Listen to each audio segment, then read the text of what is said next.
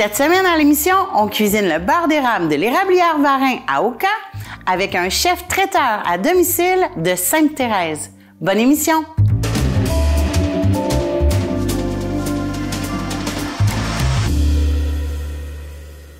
Je m'appelle David Giroux, je suis chef propriétaire de David G Traiteur, chef à domicile. Moi, mon expérience en cuisine, j'ai commencé, j'avais 15 ans.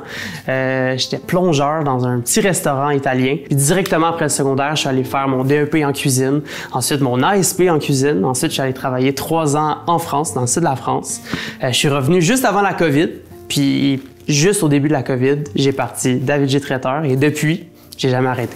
Moi, j'aime ça vraiment mettre de l'avant quelque chose qu'on peut aller cueillir, qu'on peut facilement trouver dans nos forêts. C'est 100% Québec présentement, ma cuisine.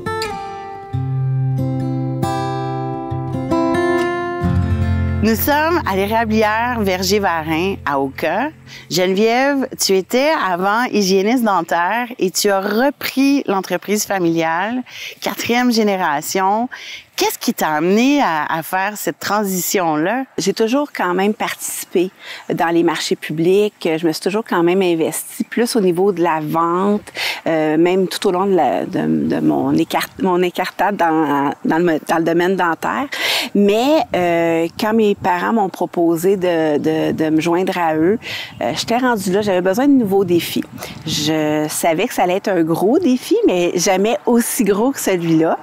Fait que oui, ça m'a stimulée, puis j'ai décidé d'embarquer dans l'aventure. Nous, on est des acériculteurs depuis 4 générations. On a 27 500 entailles.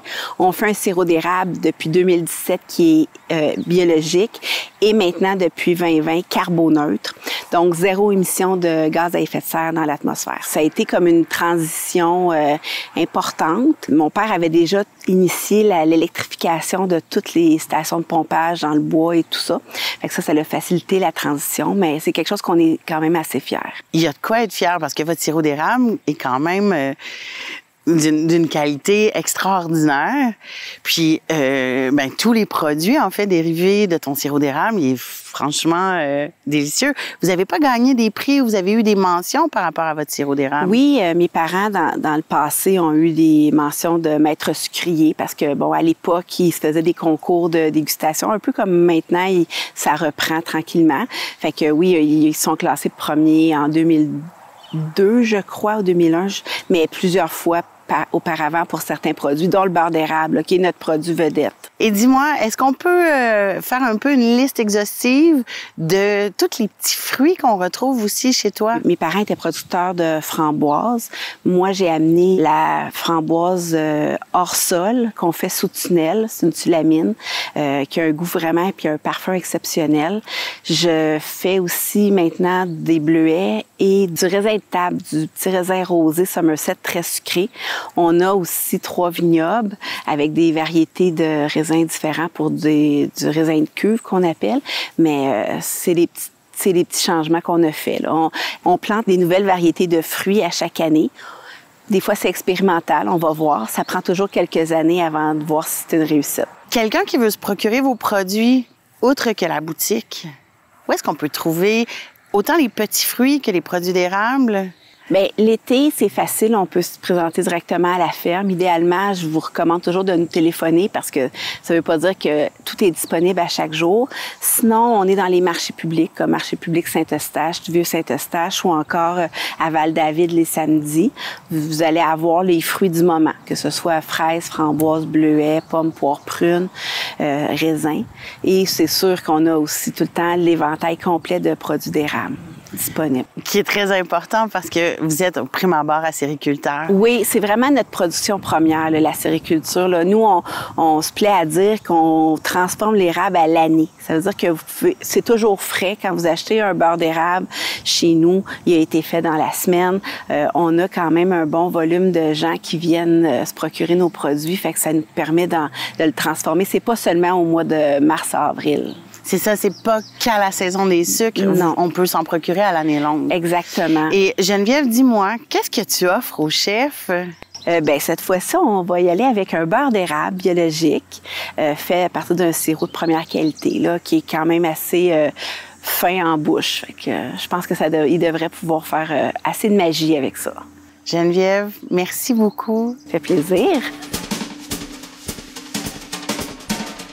Premièrement, beurre d'érable, un produit que j'adore. C'est quelque chose que, de base, je pourrais manger juste à la cuillère. Comme ça, c'est tellement, tellement bon. Donc, j'ai décidé de faire des tests à travers de quelle façon je peux remplacer un sirop d'érable par un beurre d'érable dans une recette. De base, c'était ça mon défi, de voir si ça allait avoir les mêmes textures, si ça allait avoir la même profondeur de goût. Écoute, j'ai eu tellement d'idées, là, je savais pas vers quelle direction aller, mais finalement, je suis allé sur quelque chose d'un peu plus fruité, quelque chose de plus lacté aussi, parce que le beurre d'érable, on sait, c'est très sucré, c'est quand même un petit peu lourd, c'est facile dans un dessert à l'érable d'aller sur quelque chose de trop sucré. Donc là, je suis allé sur quelque chose de très balancé. On commence chantilly à l'érable. Ensuite, il va y avoir une petite confiture de bleuet sauvage à l'érable. Par-dessus, il va y avoir un sorbet babeur que j'ai remplacé le glucose à l'intérieur par du beurre d'érable. Petite tuile aussi à l'érable avec un petit peu de sarrasin. Donc, à travers tout ça, on va avoir beaucoup de gourmandise, mais aussi beaucoup de fraîcheur. Ben, j'ai hâte d'y goûter. Allez, on commence. Allons-y.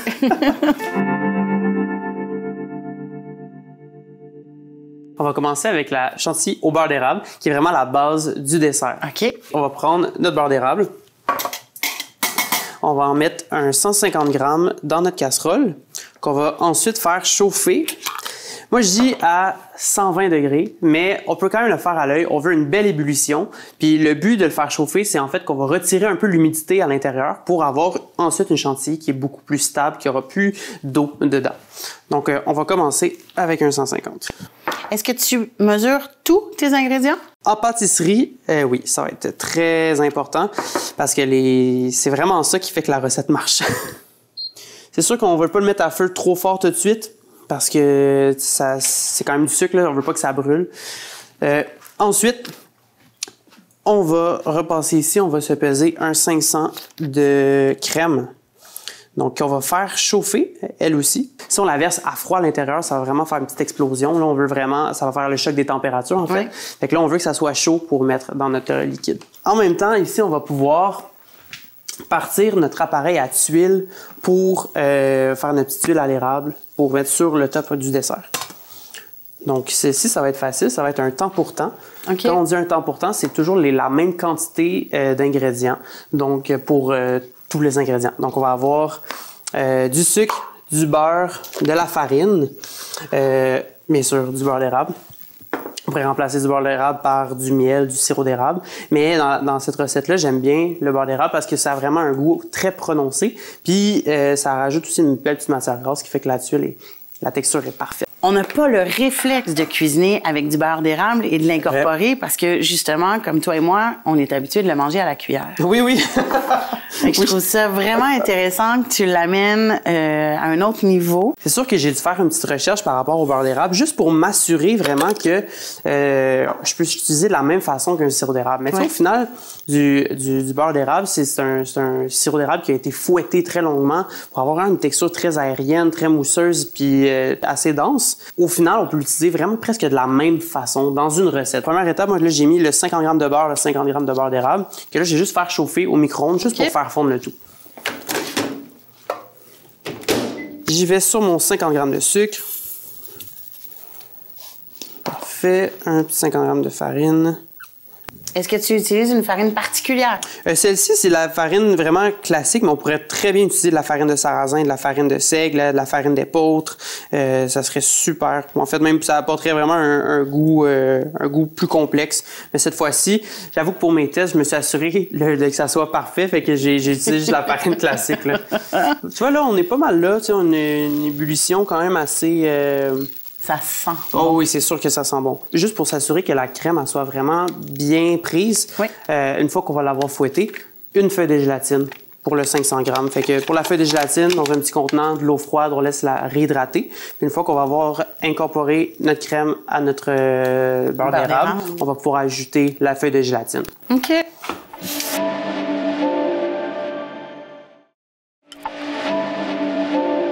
J'aimerais ça qu'on parle un petit peu de toi. Moi. David.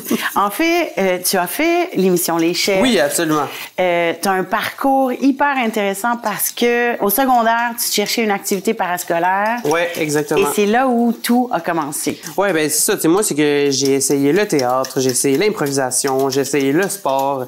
Je peux te jurer que j'en ai essayé. Hein. Mais finalement, j'ai jamais rien trouvé qui était vraiment pour moi. OK. Vraiment. Et voici. C'est Est-ce long. que tu veux qu'on fouette? Ben là, on va juste le repartir en ébullition. OK. Un petit coup pour ensuite y incorporer notre feuille de gélatine. Fait que pour l'instant, ça, on est là. Là, j'ai mis ça.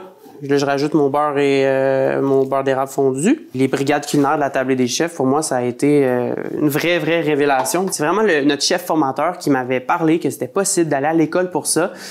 Puis de cette façon-là, j'ai tout de suite été faire un stage dans l'école, juste une journée pour voir comment c'était. Puis ça a été le coup de foudre direct. Puis directement après moi, la cuisine, j'ai dit, ah, c'est sûr que c'est pour moi. Puis direct après le secondaire, c'était sûr que j'allais faire ça. Puis qu'est-ce qui t'a le plus charmé dans tu sais, quand on regarde le métier de cuisinier? Ouais. Ben moi, ça a été vraiment le côté très artistique, premièrement, parce que moi, je suis quelqu'un de très artistique. Tu sais, mon père, c'est un artiste, ma mère a peint. Dans ma famille, l'art, ça a toujours été très important. OK. Puis, il y a aussi l'espèce de monde c'est une infinie de possibilités. La cuisine, c'est ça, c'est que moi, il y avait quelque chose derrière ça que je trouvais ça extraordinaire, de me dire, tu penses savoir quelque chose, non, il y a toujours quelque chose d'autre à apprendre. Fait que, tu sais, à ce jour, je connais plein de choses, mais il y a tellement de notions que j'aimerais apprendre en boulangerie, en boucherie. Tu sais, il y a tellement d'aspects que j'aimerais apprendre. Puis ça a été pour moi une révélation de se dire, ce métier-là, je vais jamais m'ennuyer. Là. Donc, il y a la gélatine ici, comme on le voit, c'est réhydraté. Juste important de bien l'essorer pour pas mettre trop d'eau dans notre appareil. Ensuite, on va l'incorporer à l'intérieur. Là, on va les dissoudre. Exactement. Et de cette façon, là, elle va pas être prête à l'utiliser. On va devoir la laisser reposer 24 heures. OK. Puis demain, on va la fouetter. Là, c'est sûr que j'en ai fait d'avance. Donc, l'appareil tuile, on peut voir ici, c'est vraiment juste une texture assez lisse. Ça se garde super bien au frigo. C'est plus épais qu'une pâte à crème. Oui, franchement, oui. Mais même comme ça, j'aime un petit peu moins l'utiliser parce que c'est un petit peu trop liquide. OK. Fait que, comme ça, moi, j'ai la même chose. J'en ai fait une que j'ai laissée un peu au frigo. C'est juste qu'à l'intérieur, il y a du beurre d'érable. On veut que ça refige un peu parce que ça va être plus facile à travailler, OK. à étendre sur notre petite plaque. Fait que tu vois, ici, là, c'est vraiment... Ah oui, ça se tient bien. Puis si on compare avec ça... Ah, ici, que c'est ça. C'est très liquide. OK. Là. Mais c'est le même appareil. On veut juste mettre elle au frais. Où je travaillais en Europe, c'est un étoile au guide Michelin. Pour moi, ça a été une école extrêmement formatrice. Puis moi, je voulais ramener ça aussi au Québec, de me dire, hey, moi, je veux faire du privé pour des particuliers, mais offrir une expérience gastronomique à la maison. Mais moi, je dis un peu décontracté, parce que tout au long de la soirée, moi, des fois, là, je trouve que dans les étoilés, c'est un petit peu pincé. Des fois, t'es gêné de parler trop fort. Mais moi, c'est pas ça que je veux. Tu sais, moi, je veux que les gens, ils parlent fort, qu'ils aient du plaisir, mais qu'en même temps, ils mangent quelque chose de raffiné, avec des saveurs explosives, puis que les gens, ils profitent à fond. Moi, ce que je fais, c'est pas juste des exemples des côtes levées sur des plateaux. Là. Moi, je veux vraiment que ça soit dans la dégustation, la découverte des produits. Et là, on va faire une petite confiture de bleuet. J'utilise toujours une partie cuite, une partie crue pour avoir une différence de texture. Donc, moi, je commence avec vraiment la moitié de mon casseau. Là-dessus, je pèse un peu moins. Là c'est... On sort un petit peu de la pâtisserie, il y a le côté cuisinier qui embarque parce qu'on pèse pas. Mais c'est pas, en fait, puis c'est ça, c'est pas quelque chose qui peut lever ou qui doit... Non, tu sais, c'est ça. Qu'il y ait un petit peu trop de sucre, un petit peu moins, rendu là, c'est vraiment au goût. Tu sais, l'important au final, c'est que ça soit bon. Oui. C'est juste ça. Là-dedans, je vais rajouter aussi une cuillère de beurre d'érable. Vraiment, puis là, c'est la même chose, j'y vais à l'œil. Donc là, on a des bleuets qui sont très sucrés. Donc là, très sucré, plus le beurre d'érable, là, on a quelque chose de très sucré à la base. Fait que pour avoir un équilibre dans les saveurs, moi, un de mes alternatives au citron, c'est les vinaigres. Donc là, on a un vinaigre de cidre vieilli en barrique qui fait un peu comme un vinaigre balsamique de cidre de pomme. Okay. C'est vraiment super intéressant. Et moi, j'en mets dans ma recette. Je couvre le fond à peu près. À la cuisson, on va perdre le côté très vinaigre, puis ça va juste balancer le sucre. Vraiment, on va à peine le sentir. Ça va juste être aromatiquement C'est vraiment intéressant, bon. Là. Ouais. 2 fois, là. Ouais. Quand même! J'adore! Fait que là, on part en cuisson. On veut une cuisson quand même assez forte au début. On va laisser tout incorporer, tout fondre. On va tout mélanger. Puis une fois que tout est mélangé, qu'il y a eu une bonne ébullition, là, on va le mettre à feu le plus doux possible.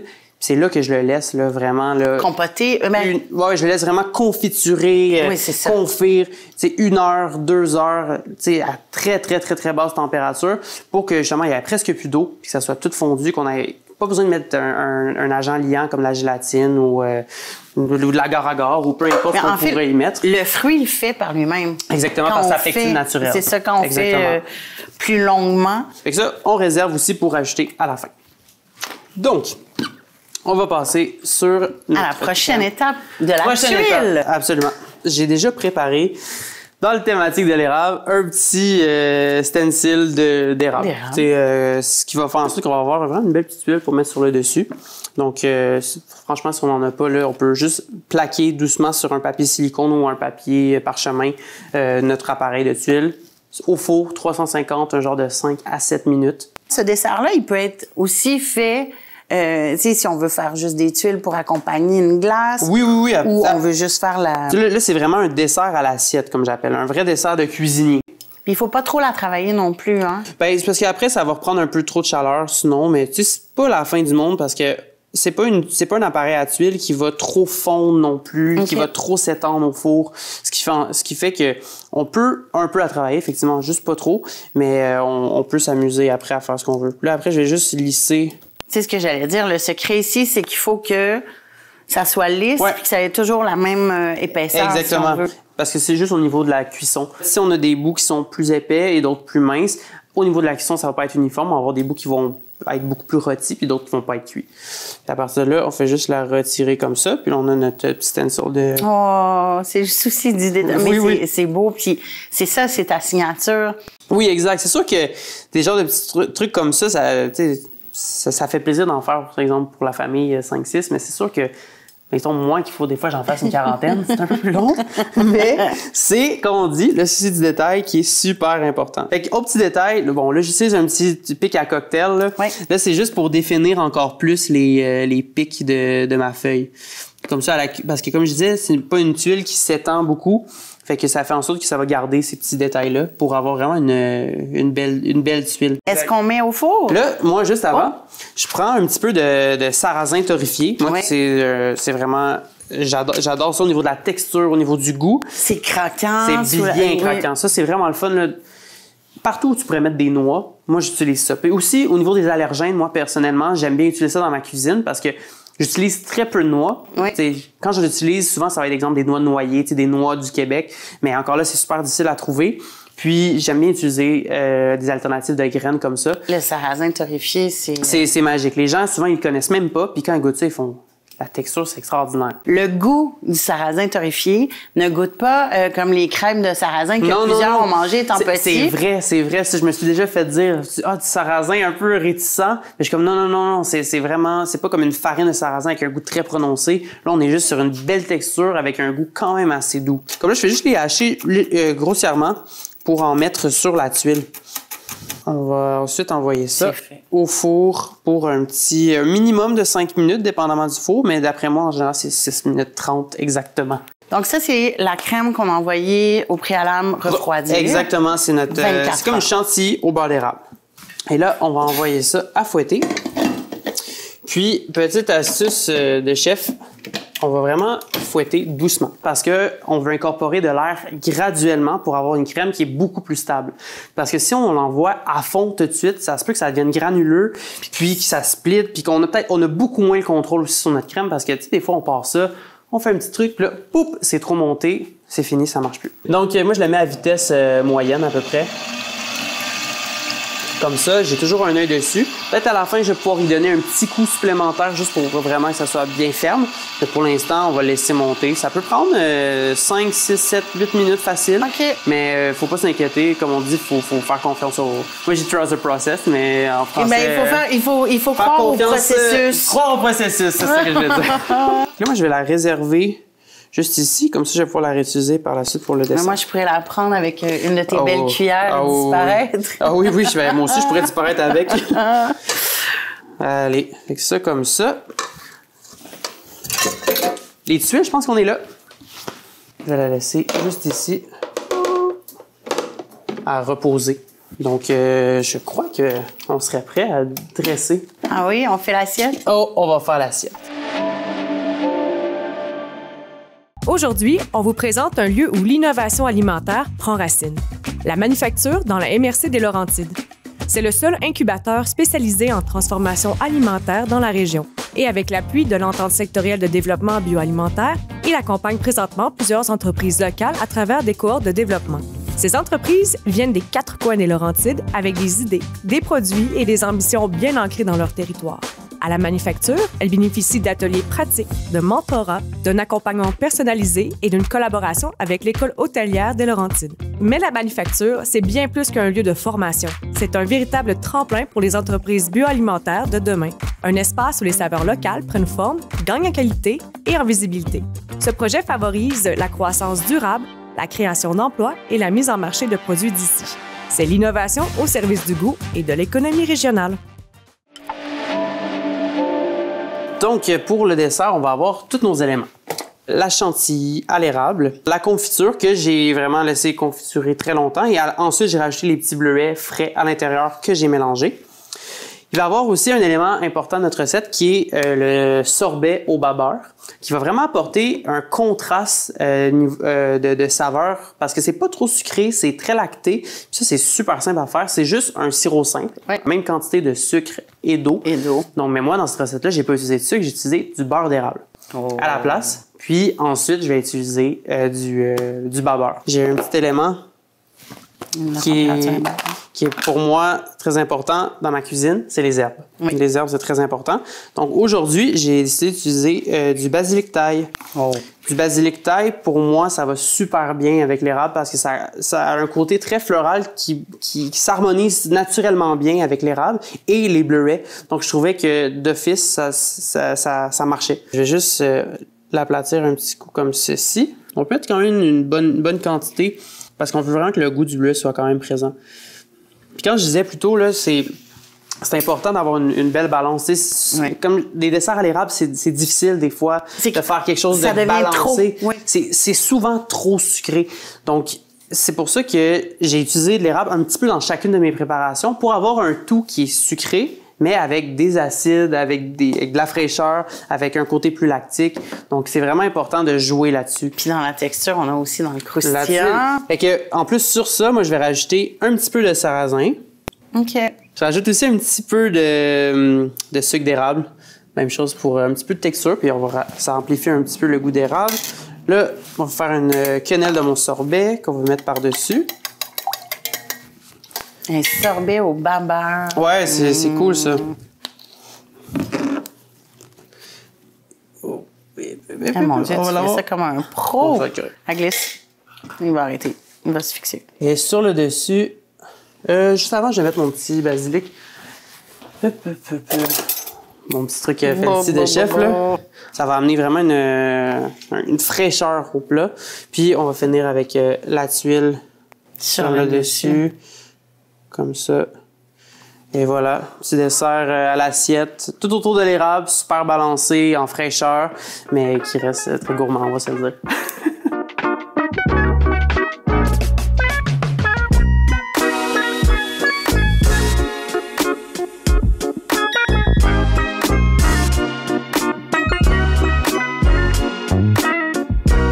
Moi, mon moment préféré, là, quand il y a une petite tuile comme ça, c'est juste avec le dos de la cuillère.